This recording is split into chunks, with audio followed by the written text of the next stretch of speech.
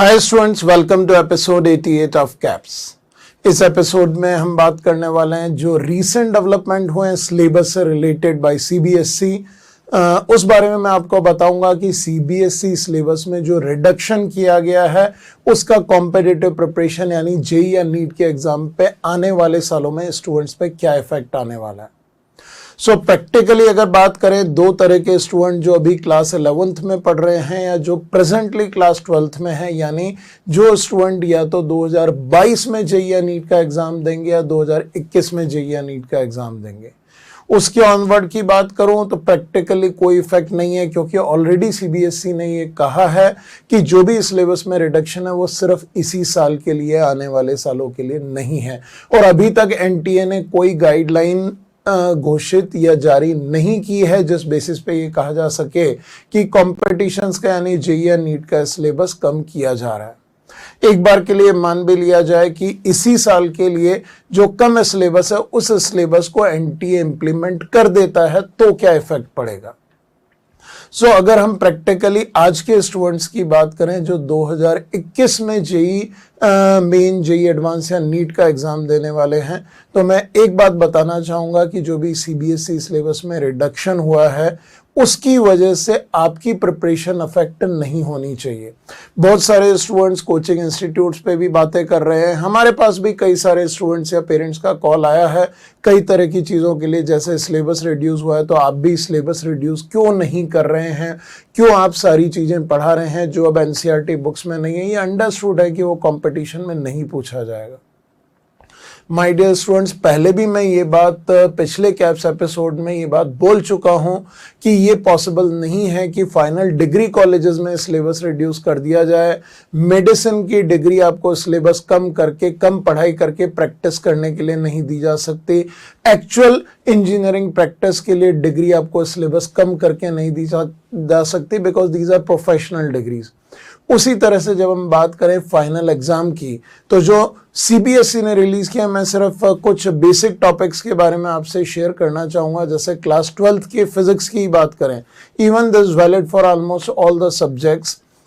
अगर 12th के physics की अगर मैं बात करता हूं तो फर्स्ट चैप्टर में एक टॉपिक है गॉस लॉ, यानी फर्स्ट सेक्शन जो इलेक्ट्रोस्टैटिक्स एंड कैपेसिटेंस का, इसमें एक सेक्शन है Gauss law.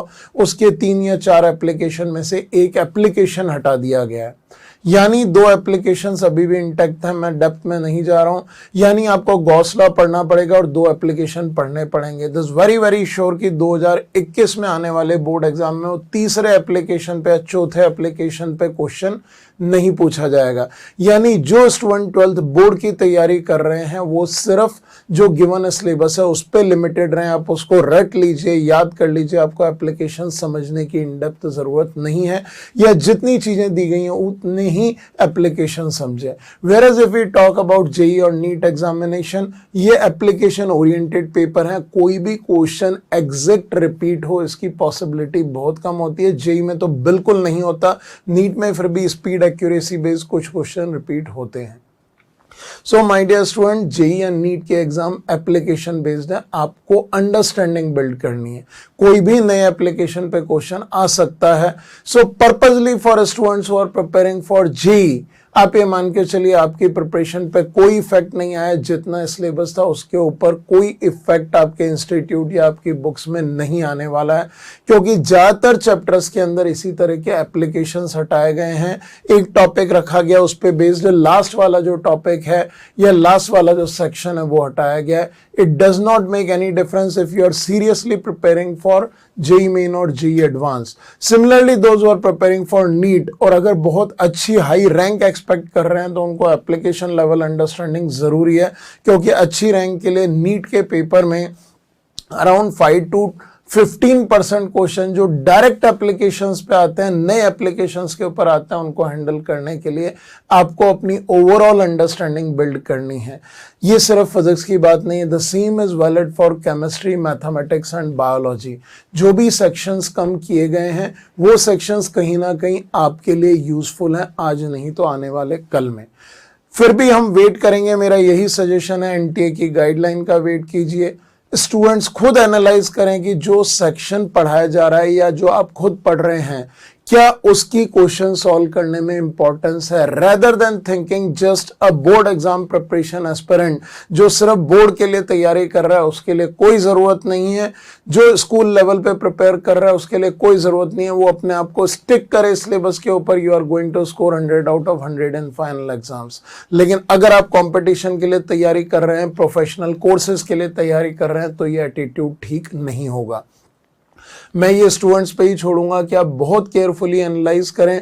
Do not be dependent on your teachers, do not be dependent on what are guideline HRD ministry is giving or just the syllabus which is being published. There can be many reasons behind it. I would only say one thing, आप एक chapter पढ़ रहे हैं, आप खुद समझिए कि जो चीज सिलेबस से हटाई गई है क्या वो एप्लीकेशन आपकी अंडरस्टैंडिंग को एनहांस कर रहा है। आज लॉकडाउन में स्कूल्स नहीं चल रहे हैं, ऑनलाइन स्कूल्स को भी HRD ने गाइडलाइंस के थ्रू रिड्यूस करने की परमिशन दी। ऑनलाइन लाइव क्लासेस उतनी इफेक्टिव नहीं होती जो फिजिकल क्लासेस होती हैं।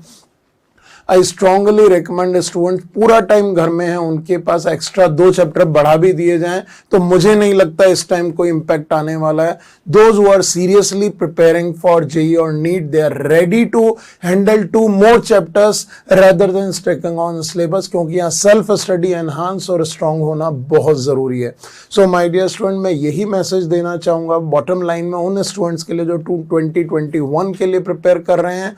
सिर्फ बोर्ड की प्रिपरेशन में आप सिलेबस पे स्टिक कीजिए, जेई नीट के लिए अपने विवेक से काम लीजिए। जो चीजें हटाई गई, आई डोंट नो ये क्यों हटाई गई, उसका प्रैक्टिकल कोई सिग्निफिकेंस नहीं है। In every chapter which are content is reduce, it is not directly link, it is indirectly link, और सारी चीजें एप्लीकेशन ओरिएंटेड है जिसके बिना आप अपनी ब्रेन की अंडरस्टैंडिंग एनहांस नहीं कर सकते। वैसे भी जेई की और नीट की प्रिपरेशन में सीबीएसई से 20% चीजें ज्यादा कवर की जाती थी to secure a good rank in JEE और NEET. Similarly if we talk about 2022 students, so my dear student, आपकी 12th क्लास के अगले साल का सिलेबस जैसा सीबीएसई ने कह दिया है वही रहेगा जो चल रहा था। तो 11th में कुछ एप्लीकेशंस कम करने से कोई फर्क नहीं पड़ता। डू नॉट टेक स्ट्रेस की सिलेबस कम हो गया है, मजा आ गया है और अब कंफर्टेबल हो जाएंगे, इंस्टीट्यूट ज्यादा क्यों पढ़ा रहा है या बुक्स में ज्यादा लगाएं, नई बुक्स कब आएंगी, forget everything, just focus on your knowledge. Knowledge hunger जो स्टेज होती है वो आपके करियर के लिए जरूरत है, ना कि सिलेबस में अपने आप को बांध के प्रिपेयर करना। सो यही मैसेज मैं देना चाहूंगा पूरे एलन परिवार की ओर से सभी जेई नीट के एस्पिरेंट्स जिन्होंने ये डिसाइड किया है। बहुत अप्रिशिएबल बात है कि हम इंजीनियर या डॉक्टर बनना चाहते हैं, डिसीजन बहुत इंपॉर्टेंट है। इस डिसीजन के साथ जुड़ा हुआ आपका दृढ़ निश्चय, आपका डिटर्मिनेशन कि आप प्रिपेयर करना चाहते हैं, you are ready to prepare. So forget about these syllabus boundaries, अपने कॉन्सेप्ट को एनहांस कीजिए, डेवलप कीजिए और फाइनली अपने मुकाम तक पहुंचने के लिए डिजर्विंग ऑल इंडिया रैंक के लिए फोकस कीजिए। Forget about the rank which you are going to get. अगर आपने अपनी मेहनत ईमानदारी से करी तो आपकी डिजर्विंग ऑल इंडिया रैंक अपने आप आपके साथ एसोसिएट होगी। Wish you all the best.